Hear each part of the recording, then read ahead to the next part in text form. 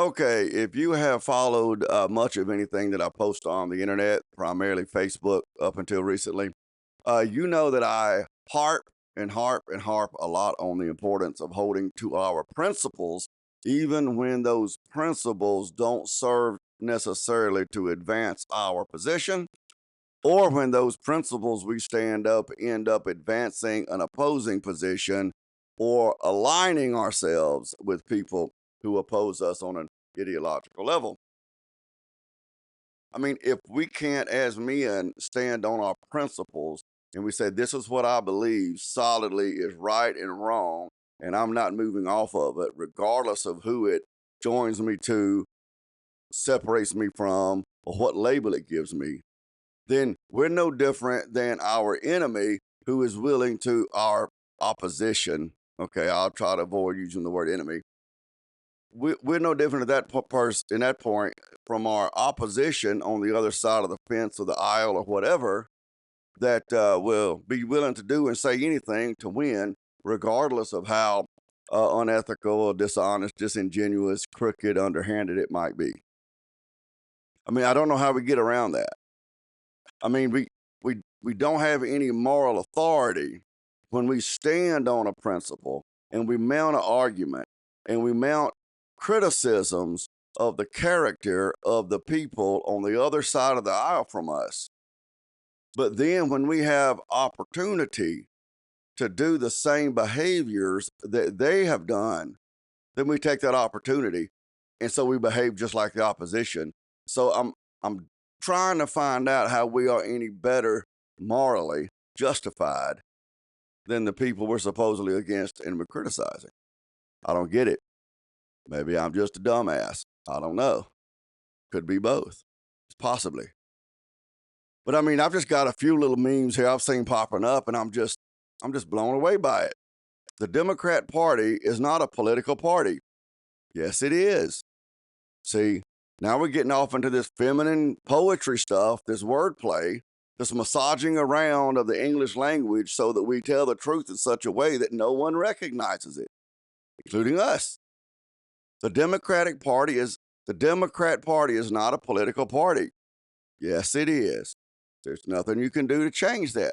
It's a political party. The fact that you don't agree with the Democrat Party, which I don't either, but the fact that you don't agree with them or you don't approve with their tactics, you don't approve of their methods, you don't approve of their messaging, and any of that doesn't change the fact they're a political party. They are a domestic terrorist organization. No, they're not. That's just a lie. And I understand that it was horrific what happened to Charlie Kirk. I understand how emotionally traumatizing, and I don't use the word trauma and just throw it around like so many women do today who get traumatized over, I don't know, the wind blowing the wrong direction. But I understand that there was just immense, I mean, just horrible emotional trauma served out to so many of us when Charlie Kirk was assassinated. I mean, there's a content creator that I follow, and Deidre was sitting in the passenger seat of this little rental car we have, and I saw a little, video thing there on my phone that said, just basically Charlie, that let me know that the video was this guy's commentary about Charlie Kirk's assassination. So I tapped on the video, and the opening frame was the kill shot. I mean, I was not prepared for it at all. No one said, "Hey, Dane, do you want to see the video? Hey, Dane, this is really brutal. You want to look at it?" No, I'm thinking it's going to open with a splash screen and this guy's going to start talking. Nope. Tap, boom, right in my face. Deidre didn't see it, but she heard the gunshot sound and the people screaming, and it shook her up. I sat there for a couple. Well, the first thing I said, I looked over at her. I said, "Did you see that?" So I'm thinking if Deidre saw that, now I've got to go into comforting mode, especially with her having Addison's disease. I'm not going to digress into all of the details about Addison's, but it's a lack of cortisol. So emotional stress and trauma like that can throw her into Addison's crisis and that sort of stuff. So I'm thinking I may have to shift into taking care of her if she goes into some sort of Addison's crisis to one degree or another, you know. So I looked at her. Did you see the video? She was like, no, I didn't see it, but I heard it. But just hearing it, she was just really, really, really unsettled. But even me, after I, asked her that, I mean, it took me probably a minute or two of sitting there in the car with the car running. We're still in a parking space to kind of process through that to be like, it was very shocking. So I'm saying I understand how emotionally stressful, shocking, unsettling it was to see that and to know what happened. And with his wife there, one of his daughters there. I mean, I just don't know how it could have been very much more barbaric or horrific and terrible, terrifying. I get it. And I'm not trying to play that down one bit. But listen, if we're men, if we're part of the patriarchy, which is ruled by the father, not the mother, the father, then we have a hierarchy and we have a mind that thinks in the masculine. And if all those things are true, then we have to continue to cling to what is also true. We can't just start making things up just because we feel bad, just because we're upset today, just because we're depressed, we're mourning, we didn't have anything to eat yet, it's hot outside, whatever the justification is, we can't just start making things up, especially things this important. I mean, that's not what adults do. That's not what leaders do. That's not what men do. That's not what godly people do. I mean, Jesus said, I am the way, the truth, and the life. So if we're standing in something besides the truth, if we're saying things, spreading things besides the truth, then what other option do we have? What are we spreading?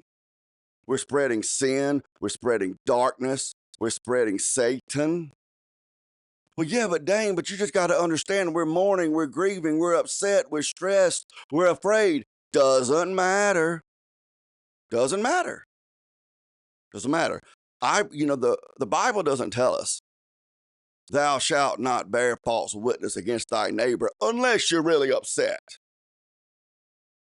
unless you're really depressed, unless you're really angry, unless you're afraid, unless you're seeking comfort, unless you're grieving, unless you're mourning. All of those things are very, very, very valid things. And I'm not trying to disparage anyone who's working through those kinds of things, okay? But you don't need to use lies and slander and deception and manipulation and so on and so forth to work through it. It's just wrong.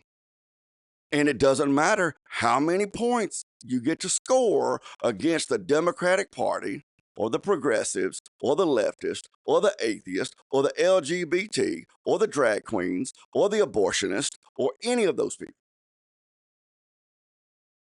Winning without dignity, winning without integrity, winning without character, it makes you a loser.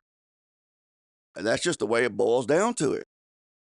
I mean, they are a domestic terrorist organization. Tells me that whoever wrote this, whoever agrees with this, doesn't have an idea what a terrorist is. A terrorist is someone who uses violence on civilians in order to advance a political cause. Well, dang, the guy who shot Charlie Kirk shot Charlie Kirk because he was trying to advance his political beliefs. That's true. That's true. So that dude, whoever he is, and I'm not really convinced that it's that kid they arrested, but that dude, you could say, is a domestic terrorist. Timothy McVeigh, you can say, is a domestic terrorist. Okay? I mean, I'm with you 100%. The Democratic Party, however, did not kill Charlie Kirk. I mean, I understand all the poetry and the spin and the wordplay, which again, those are the weapons of violence for feminine people, not men, not patriarchs, not leaders. I mean, I'm just being honest with you. Love me, hate me, whatever. But but the Democratic Party itself did not kill Charlie Kirk. Well, no, they didn't do it directly, Dane, but they said things. They encouraged violence. You know, they said things and they encouraged it. You know, and then this guy went out and killed Charlie Kirk. Okay, that's correct. I mean, that you might have an argument there. So let me ask you this: the guy goes by, stops by the bar, has a few drinks, leaves, runs over somebody, kills them. They give him a breathalyzer test and he's legally drunk. Okay? Do we go back to the bar? Because a lot of people think that in cases like that, you go back to the bar and you fine them or you sue them or you throw those people in jail because they sold the guy a beer who then rode down the road and killed somebody. That's basically the logic you're using if you believe this. That the Democratic Party used dangerous language that encouraged violence, and then this guy went out and committed violence, so that makes them a terrorist organization. It doesn't follow. I mean, it just doesn't follow. I mean, this is the argument that the left has used against us conservatives for decades. For decades. I mean, all throughout Trump's administration, even up until now, Trump says something that they can twist and turn and misconstrue into some sort of what they call a dog whistle as some secret code word or code phrase that white supremacists or whatever are supposed to hear. And then they're just, and that's the same basic idea that people are using if they believe this meme right here, this message. Masquerading as a political party to bring down America. I mean, it's simply not true, and it's absurd, and it's shocking that otherwise intelligent people who are on the right, who mean well, are getting caught up in all of this. So many people are still shocked, and they're emotional, and they're depressed, and they're mourning, and they're trying to make it through what they saw all over the internet a couple days ago. And now every time they go online or they turn on their television news, it's in this cycle over and over and over and over. And they're so caught up in that. And you know what that makes some people in a emotional state like that? It makes them extremely vulnerable for nefarious people to come in and say, hey, you know, I'm your helper. I'm here to protect you. Or, hey, don't you think we should? And then spells out this crazy idea. You know, some suggestion for some sort of an action that the vulnerable person would never have considered had they not been so emotionally, you know, stirred up. It's preposterous. The Democratic Party, I have never voted Democrat. I've been on the right since as long as I could remember. I mean, I'm not brand new to this. I didn't wake up to politics when President Obama was elected, which was the time when so many of my friends and peers and stuff that I see in my life since I've been an adult, that's when so many of them suddenly decided that Washington, D.C. mattered in their day-to-day life, was when President Obama got elected. Well, when he was running for office. You know, and you can read what you want to into that. But I didn't just get into this. I mean, I didn't just start following this. Y'all, you may know all of your Super Bowl stats and your basketball stats and your NASCAR stats and all of that. I don't know any of that stuff, but I know what I'm talking about here, okay? And so let's look at the next one. Let's see what another one here. Oh yeah, we are Charlie Kirk. I mean, we are not Charlie Kirk. I mean, I know that poetry and everything makes you feel, like y'all are teaming together and everything. This right here is a reworking of the slogan back when the Muslims went into that newspaper over there in Paris and killed a lot of the employees in that, Charlie Hebdo. And the slogan that came out after that was, "We are Charlie Hebdo, or we are Hebdo." And there was a lot of people that put that all up on their little profile pictures, and they were in solidarity with the newspaper over there. You know what kind of people were putting those things up on their profile picture? Leftist people on the left. Because the left is inherently feminine. So the left inherently deals in emotions and not logic. See? So that's why this sort of thing right here makes a lot of sense to people on the left and women on the right. We are Charlie Kirk. No, you're not. No, you're not. You're not a 31-year-old conservative thought leader. You're not a streamer. You're not the CEO and founder and president or whatever of Turning Point USA. You don't have nearly the cognitive capacity in your head that that man had. You don't have the same calling on your life that that man had. You're not Charlie Kirk. Unfortunately, the underlying implication of this is just like the underlying implication of the "We Are Charlie Hebdo," and that is that somehow or another, you think that because Charlie Kirk was assassinated on that university campus, that all conservatives, everyone on the right, anyone who speaks up about what they believe is right and wrong, they're also in danger of being executed. That's just not true. And I've heard a lot of conservative podcasters, streamers, politicians, a lot of them on the right. I mean, people that I think of that are fairly smart, really informed. They're not sensational. They're not dramatic, none of that kind of stuff. I've heard them saying the same thing. I mean, as if people on the left now are like planning some sort of a civil war type thing to go around and start rounding up and executing conservatives. Not true. I'm not saying it won't be true one day.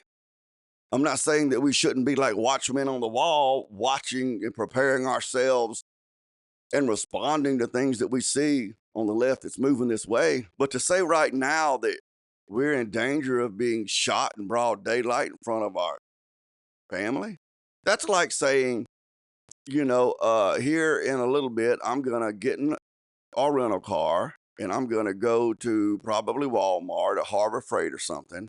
And I'm going to buy me some yellow diesel fuel cans so I can drain the diesel out of my front tank on my truck that I still haven't gotten out there to start working on today. Like I said, I was this morning in my last video and everything. Okay.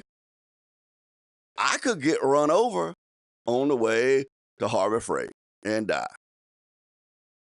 I could. I mean, it could happen. One day, I'm eventually going to die. Whether it's through homicide or some disease or some accident, or if I die of old age, one day I'm going to die. So, but if I start looking over at Deej, or I start telling friends of mine, I'm going to die, I'm going to die, I'm going to die, I'm going to die. Pretty soon, they're going to call the people in the little white coats with the little white van, and they're going to cart me off to the padded room. They're coming to take me away. Ho, they're coming to take me away. I won't be lying. What I'm saying won't be untrue. Because I am going to die one day. But that don't mean I'm going to die this afternoon, or next week, or next month, or next year. Death is imminent for me. I mean, it's like that saying goes, nobody gets out alive.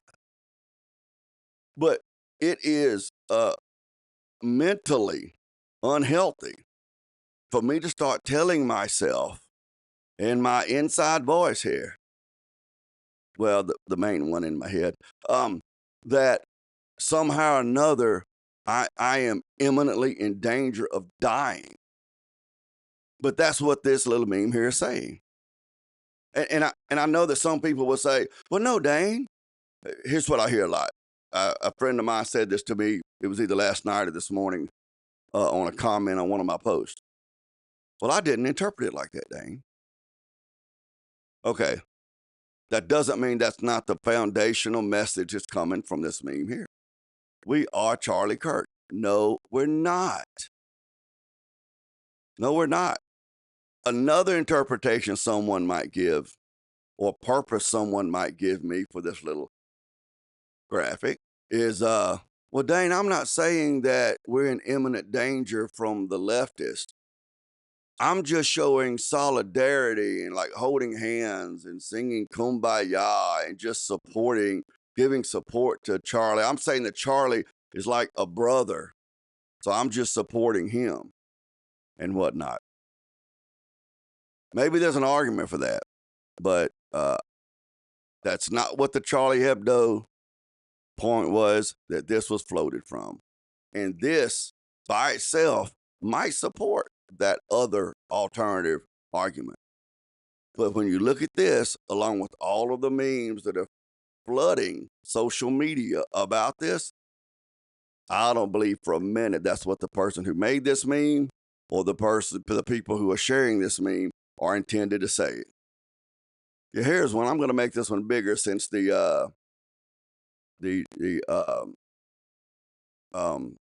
copy is so. If I can find it, doggone, what's happening here? Where is the right one?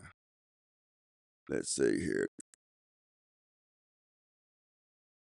I'm going to find it here in a minute, and we're going to share it. There we go. All right. Remember, I'm old and I'm fat. See, so stick with me here. All right. It says here, Charlie Kirk assassin Tyler Robinson lived with a transgender partner. Sources tell me. The individual, who's a male transitioning to a female, is fully cooperating with the FBI. Sources tell me the FBI had text and other communication between Robinson and the individual that helped FBI authorities solidify that Robinson was indeed the shooter. Couple things going on here. Number one, the fact, if it is a fact, and we don't know. I'm going to touch on some more of what we don't know here in a minute. The fact that Tyler Robinson, again, not a fact, okay. The idea that Tyler Robinson was living allegedly with a transgender partner is irrelevant. It's irrelevant.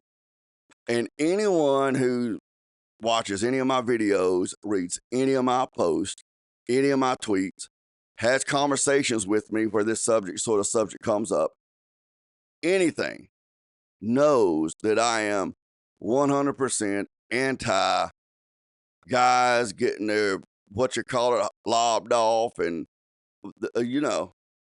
transgenders in the bathroom, transitioning minors. It violates God's natural order. It is a mental issue. And schizophrenics believe 100% that, their curtain is talking to them. But we don't entertain that and encourage that. So even if that person has body dysmorphia, we shouldn't encourage it and, promote it and accept it and make it normal. We should treat them. So I'm not defending transgenderism at all. I think it's a savage mutilation. I think it's cruel for the medical community and so many in society to encourage that sort of thing. I think that's truly cruel. But I can be against transgenderism and still stand on what is true. the same stance on what is true about transgenderism compels me to stand on what is true about whether or not his roommate or girlfriend, boyfriend, I don't know how that would work, was transgender. I mean, it's the stance to speak the truth about both of those come from the same place. I can't stand on the truth that transgenderism is mutilation and cruel and ungodly and so on and so forth and whatever. Stand on truth there as if I'm a good and noble and honorable man standing up for the truth. But then turn around and say that, well, this him living with a transgender partner, that's evidence about him being guilty of killing Charlie Kirk.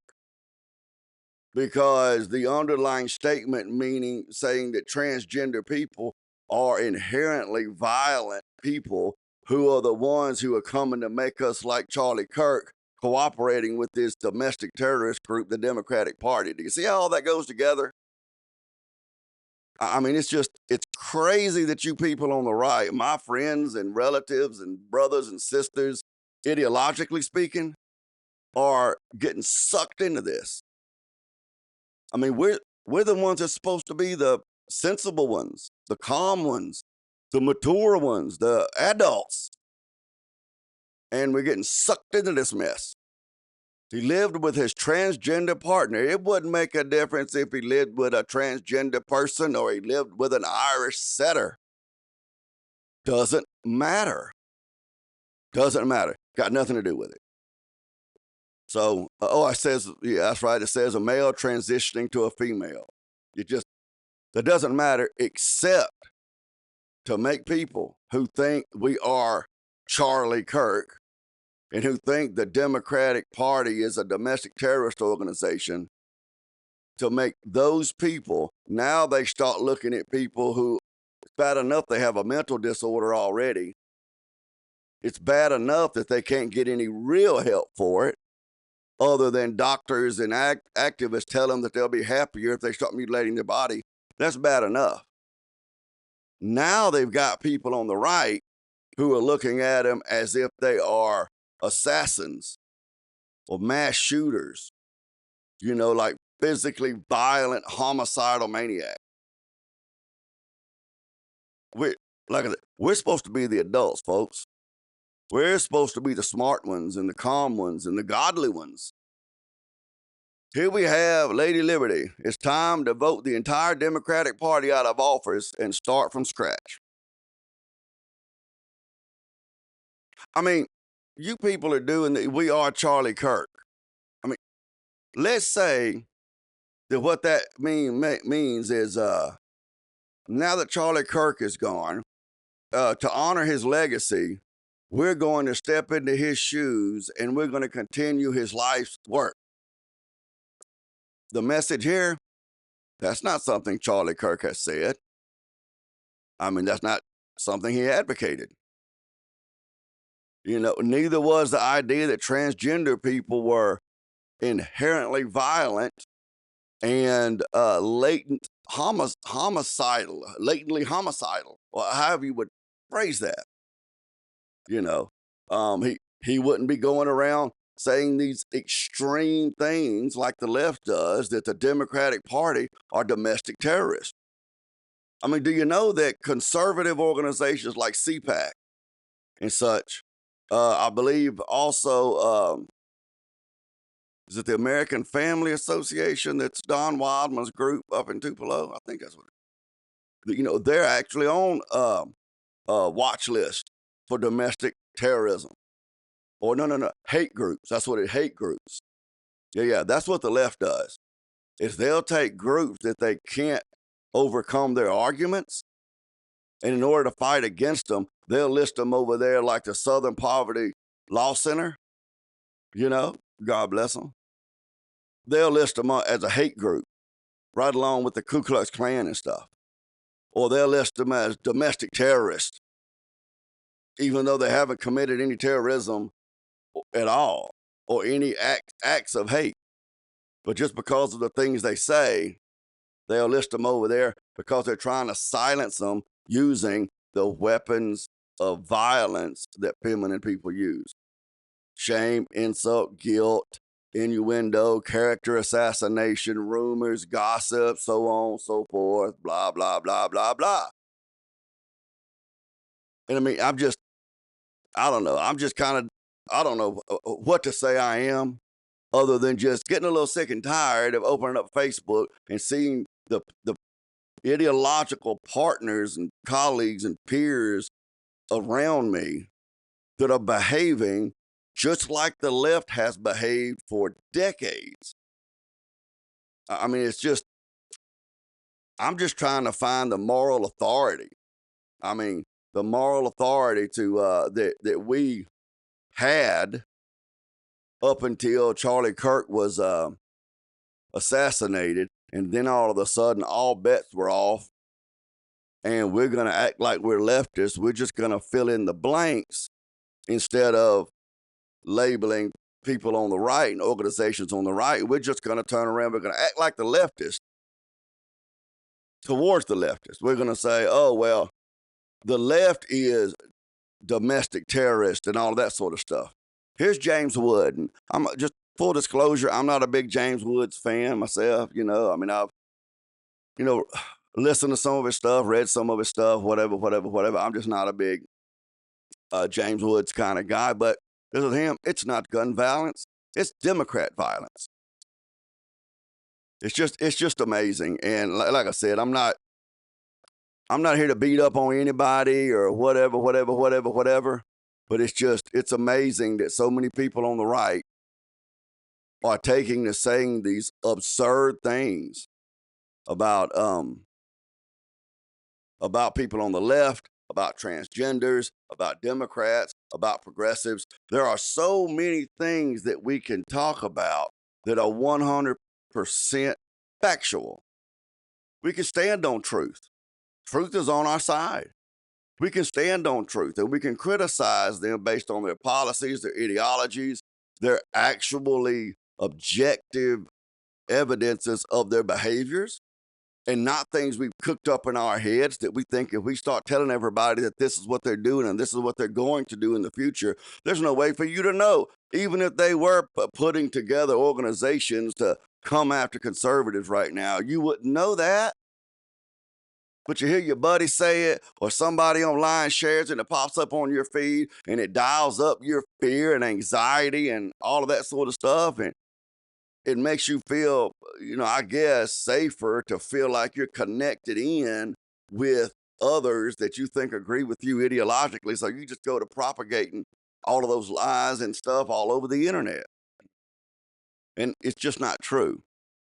That's not to say that there aren't leftists over there that probably would be happy to do such as that.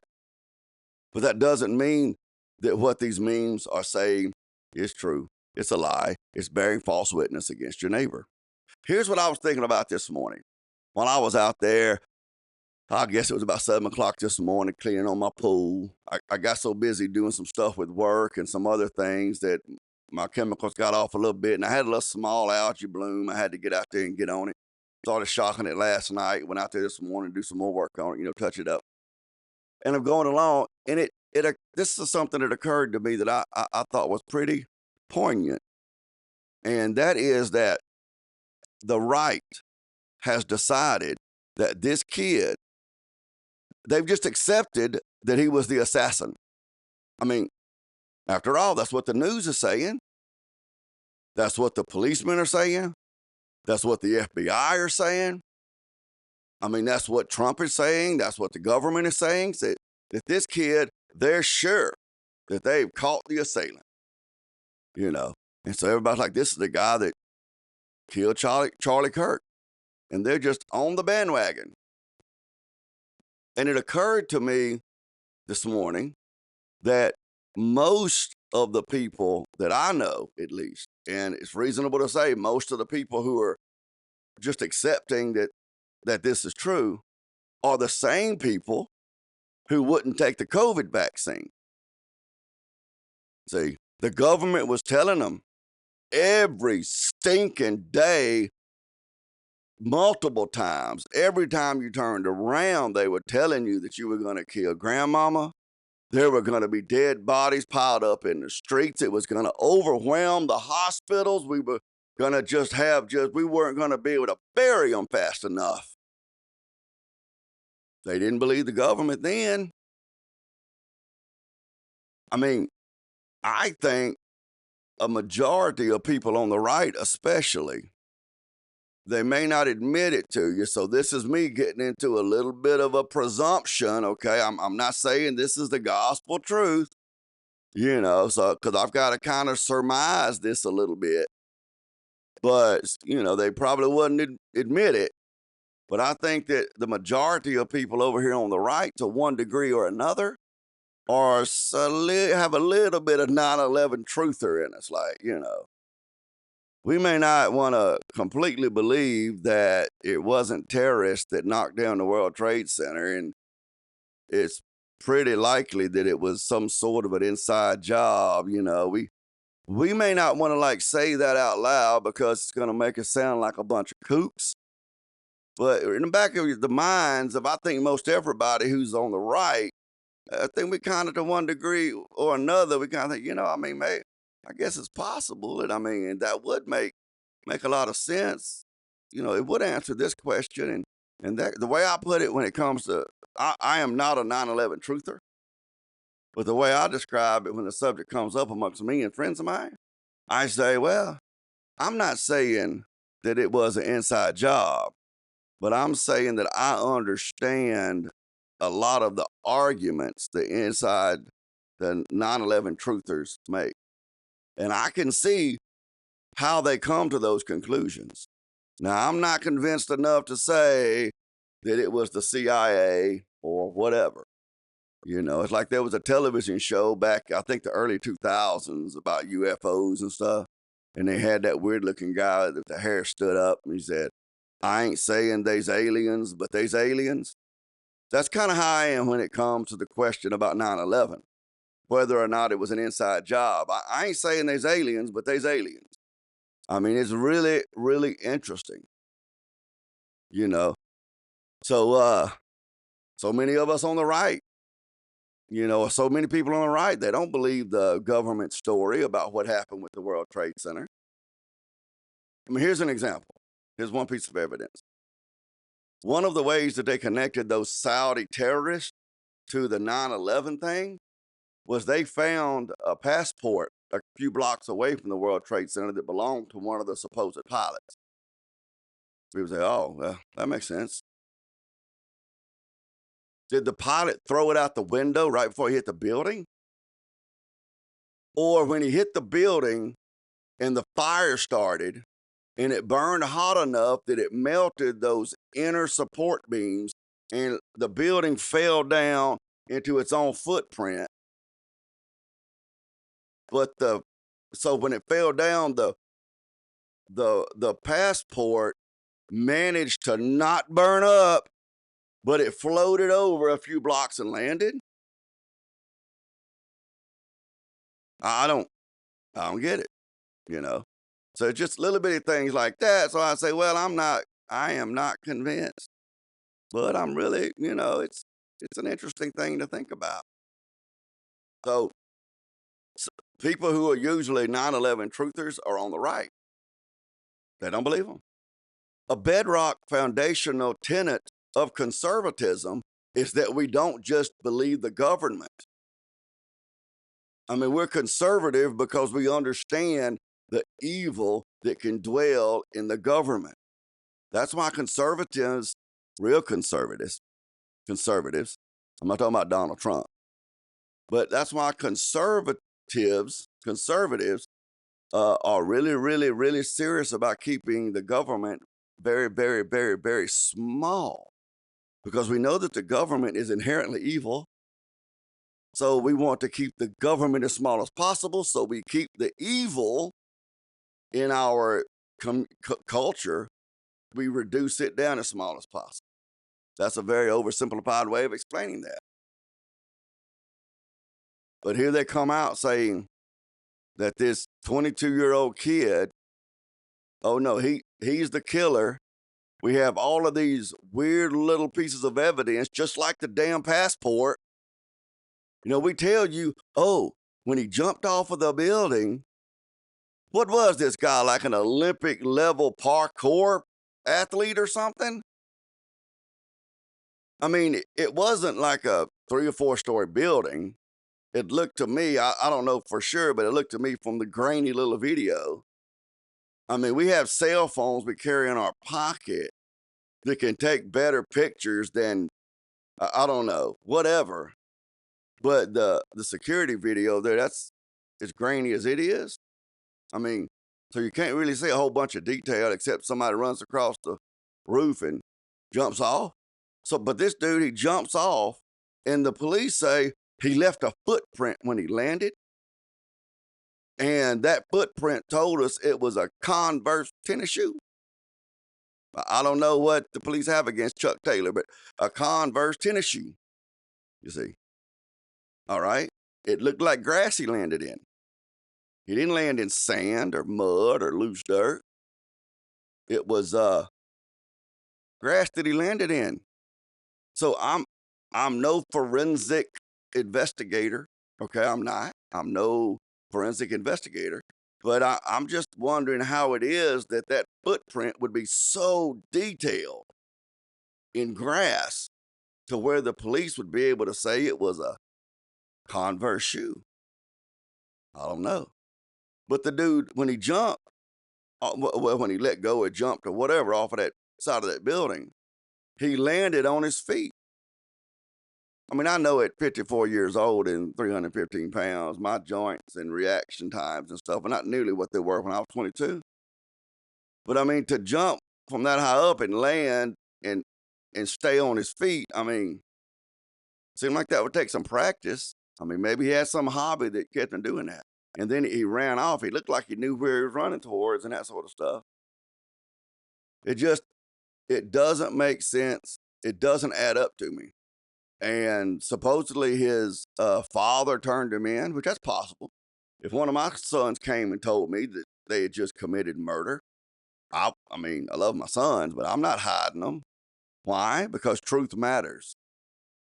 Character matters. Integrity matters. And honor matters. And it would violate all of that stuff if I didn't turn them in. You know.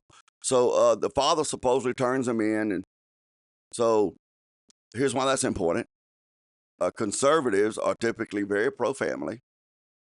And a lot of us are very pro-fathers.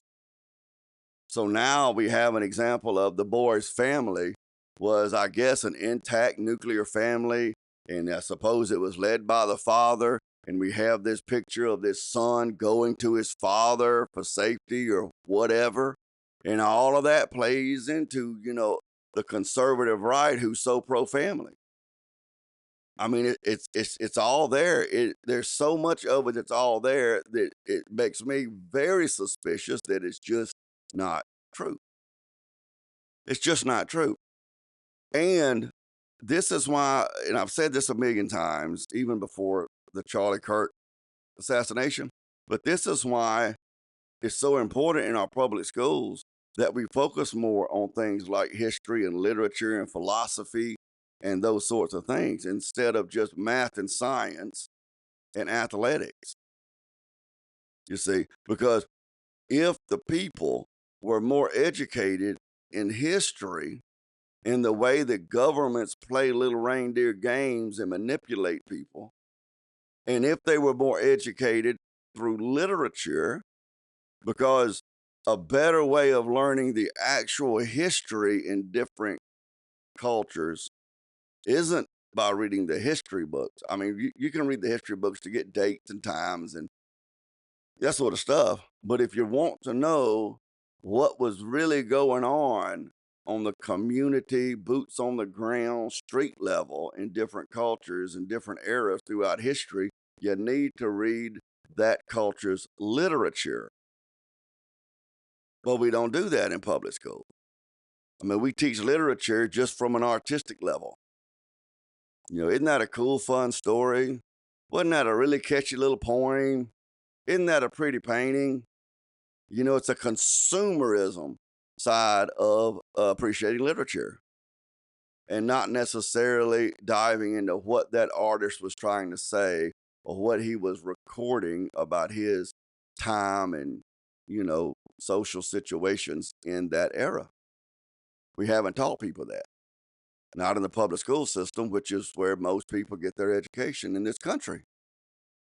So when something like this comes up, we don't see the playbook. We don't see the signs that, oh, this is, well, like I said in the video yesterday, I believe I said this in the video yesterday. We don't look and we say, well, this is kind of similar to how Otto von Bismarck, used strategic warfare to unify the Germanic states and establish the Republic of Germany back in the 1800s. Which he accomplished his goal. He created the nation of Germany. He created them, set Wilhelm on the throne as emperor, but Otto ran the country. But the loose ends that were left dangling from his work there, in a few years, it was one of the biggest contributing factors that fired off World War I.